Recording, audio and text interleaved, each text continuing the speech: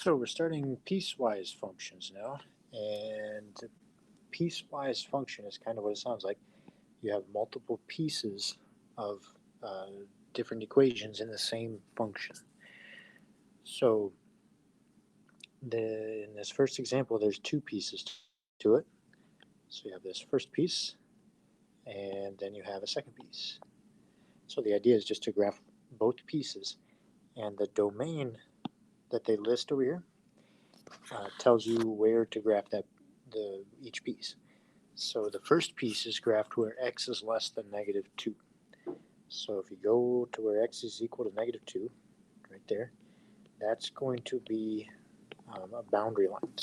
So if I put a vertical dashed line through there, I know that the first function that I circled in red will be graphed on the left-hand side of it, and the second function will be graphed on the right-hand side of it. Okay, so let's go ahead and graph it. So this first function is just y equals x plus 5. So it's just a linear function. So you go up to where the y-axis is 5. That should be, right? Y equals mx plus b.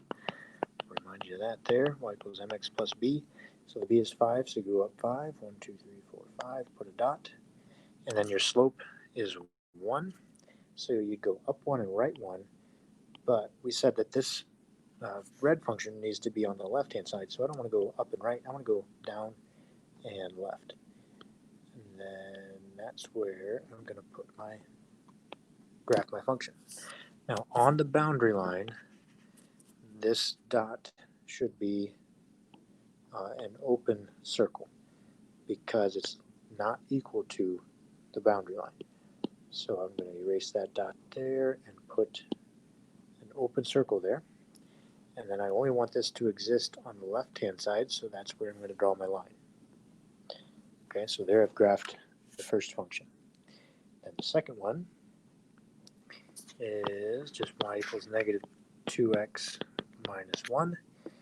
So I'm going to graph that like a regular line. So I start at negative 1, and then I do my slope, negative 2. So I'm going to go down 2 and right 1, down 2 and right 1. Now I want to get the dots up to the boundary line. So I'm going to go left, so up 2 and left 1. And then up 2 and left 1. That's going to hit where I have that open circle, which essentially just fills that circle in. Okay, so then I'm not going to go past the boundary line because it doesn't exist over there. So I start at the boundary line and then I go to the right of it. Okay, and there I have graphed both pieces of this function. Now I'm using the word function, but really I guess we don't know if it's a function or not until we have it graphed. But is this a function? Is there any overlap? Okay, it says identify whether or not the graph is a function. Does it pass the vertical line test? So is there any vertical line that hits the graph twice? And there, obviously one line is going to be a function. So the only spot in this one that's any question is the where they meet. But since they're hitting the same point, one's open and one's closed, then it is a function. Okay, so yes, it is a function. Okay, and then it says evaluate the graph at any specified domain value. Okay, so these are the specified domain values. So we want to evaluate each of those. So when x is 3, what's the function equal is the question. So you go over to where x equals 3, 1, 2, 3, and then you go down. What's the function going to equal? Well, I didn't continue that slope all the way, but I could just go down 2 and right 1 more. And so the function is going to equal this value here. So that would be negative 1, 2, 3, 4, 5, 6, 7. So this is equal to negative 7.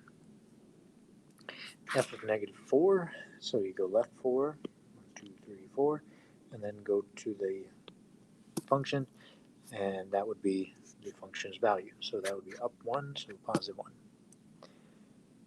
Then f of negative 2, go left 2, left 2, that's the boundary line, right? So the boundary line gives us the blue function, which either way it's the same thing, so its function's value would be 3. Okay, so that's the idea. You graph both pieces on whichever side of the boundary it tells you to be on. Okay, so the second one, the boundary would be x equals 1. So go to that x equals 1, draw a vertical line. And this first function says x is bigger than 1, so this is going to be on the right side of the boundary, and this one's going to be on the left, because it says x is negative 1. So you just graph each of those in the correct place, and then you'll be fine. The fourth one here has 3 pieces, so you'll have 2 boundary lines and 3 different sections. So the first boundary line would be where x equals 0. That's the y-axis. So draw a vertical line on the y-axis, dashed line. And then the next boundary line would be x equals 5. So 1, 2, 3, 4, 5. Draw your other boundary line. Okay, so x is less than 0. That's what the first one says. X is less than 0, so that's going to be to the left. This one is going to be in the middle. It says x is between 0 and 5. And then the last one is going to be to the right. Okay, so you just graph each of those. Remember, y equals 2 is just a horizontal line through y equals 2. Okay.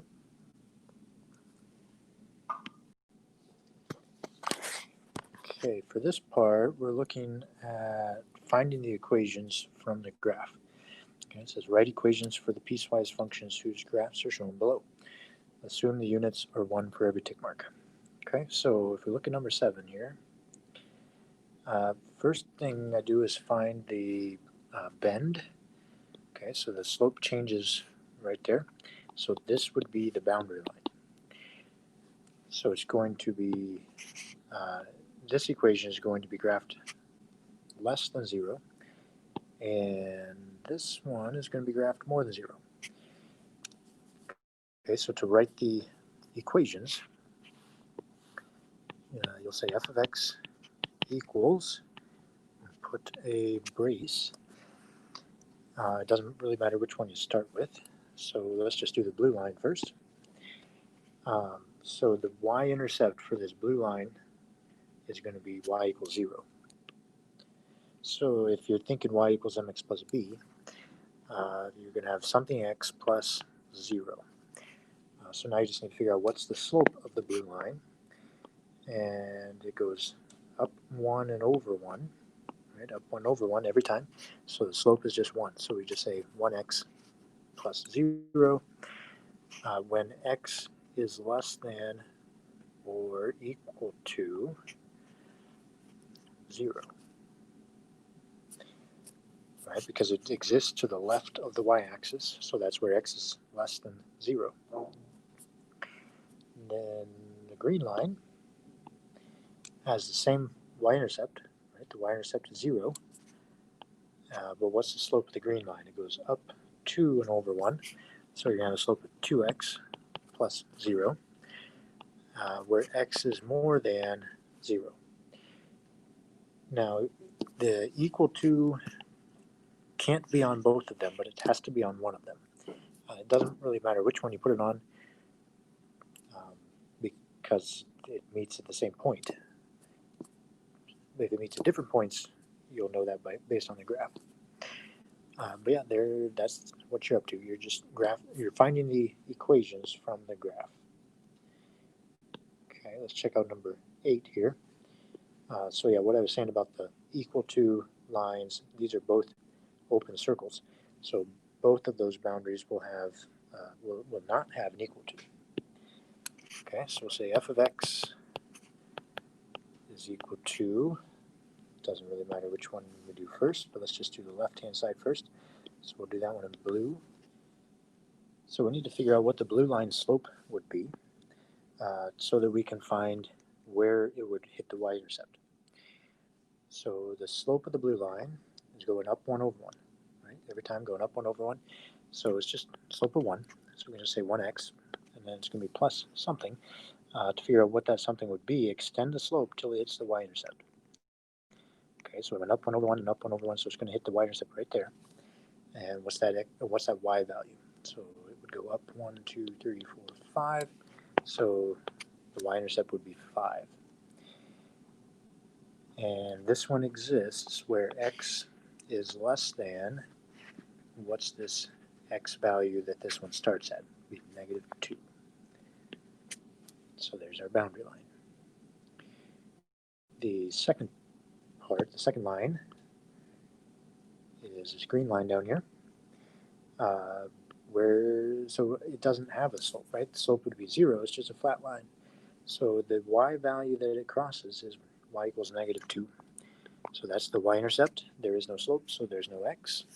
So we just put negative 2. That's the whole equation right there. And where does this one exist? When x is more than negative 2. Right? Because it starts at negative 2 and is going to the right. So that's why x is more than negative 2. So that's the whole idea. You want to find the y-intercept, you want to find the slope and the boundary, and then write your equations. Okay, number 9 is going to have 2 boundaries. Right, you have a boundary here, you have a boundary here. So at x equals negative 1, x equals 1. So I think you'll probably find it easier if you just start on the left-hand side, find the slope of this line, find its y-intercept. By the way, I think this dot is closed and this dot is closed. I'm fairly certain that was the intention there. Number 9, now that I'm looking at it, yeah, those are both open. But yeah, number 9 has 2 closed circles there.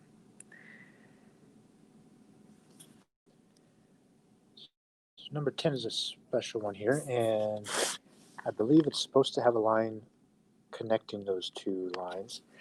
So you're going to have 2 boundaries here, just like number 9. So yeah, that one's not going to be too bad, I don't think. But there is a line through the middle. Number 11 has 3 separate pieces. So we're going to have 3 separate equations. Now there's a solid, solid, solid. So at each end is going to be a boundary. So this one's actually going to have 4 boundaries, even though it only has 3 sections. So the first boundary is going to be between x equals 0 and x equals 2. So you'll write that x is in between 0 and 2, and we want the equal sign on the 0 side. So that's going to be your boundary for the first one. And then something similar for the second one here, from x is between 2 and 4. And then for the last one, x is between 4 and 6. So there's 4 boundaries, but you're only still going to write it 3 times. So if you have any questions about them, let me know. Okay, let's look at number 12 here together, and then I'll let you do number 13, just like it. You could graph the information and then write the piecewise function, or you could write the piecewise function and then draw the graph, but either way you're going to find the same thing. So if children 5 years and under are free, children between 5 and 12 inclusive are 10. So this inclusive here, so the 5 years and under are free. So if you're 5, you're not going to cost $10, you're going to be free. So the inclusive word is intending to be the 12. So if you're 12 years old, you're going to cost $10. And then the next step says if children between 12 and 18 inclusive are 25. So again, the 18 is going to be 25, the 12 is going to cost 10. And then adults, so that basically means anybody else, is going to be 35. Okay, so our piecewise function is going to have one piece for each of the age groups. So the first part is just going to be 0, right? The cost is going to be 0 if x is, compare that to 5. So if x is 5 or less, right? So if 5x is less than 5 or equal to 5, then they're going to be free. So there's our first equation. The next equation, I'm going to do this one. The children between 5 and 12 is 10.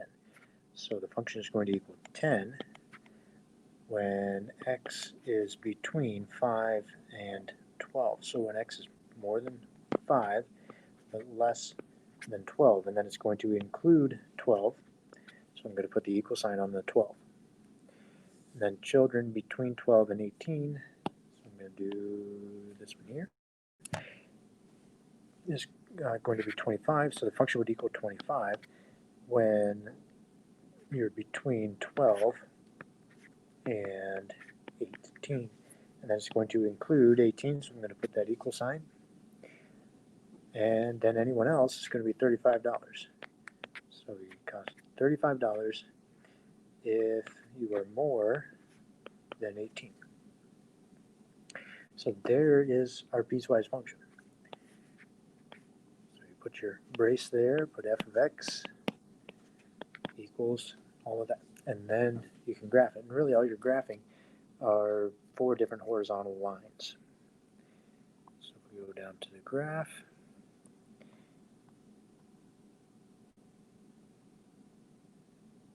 okay, there, you can see all of it.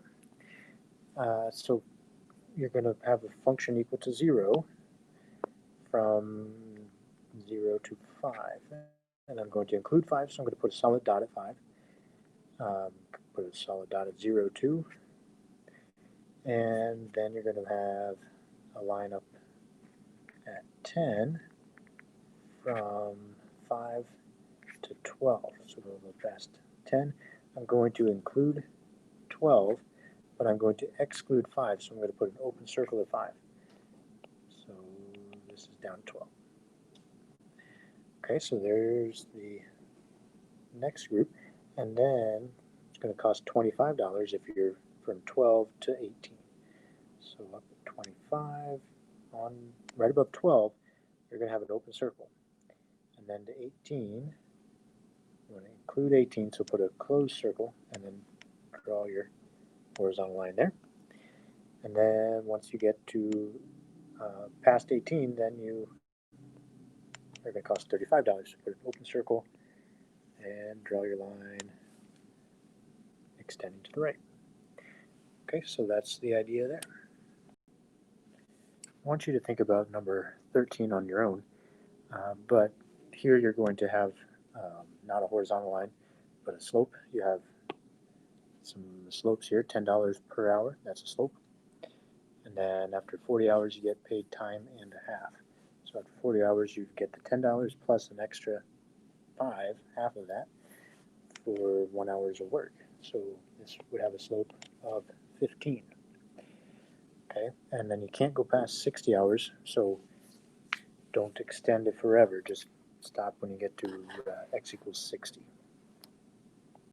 And then we'll save the rest for the next time. So the rest of these, you're evaluating the given function for the value that they give. So number 14 says f of 2. Okay, so both of these are important, f and the 2. So f says go to the function f. Okay, notice 18 says g, so you're going to go to function g. And then 22 says h, so guess what? You're going to go to the function h. So whichever function it tells you to use, that's the one you use. When you then decide which piece of the function do you plug into, well, for f of 2, so I'm going to plug in 2. 2 is, so you ask yourself, is 2 less than 0? No. 2 is more than 0, right? So you're going to plug it into that. There's nothing to plug into. It just evaluates to 2. Okay, so if it was less than 0, it would evaluate to 3. If it's more than 0, it evaluates to 2. If it equals 0, notice the equal sign underneath that less than sign If it's equal to 0, you're going to evaluate it to 3.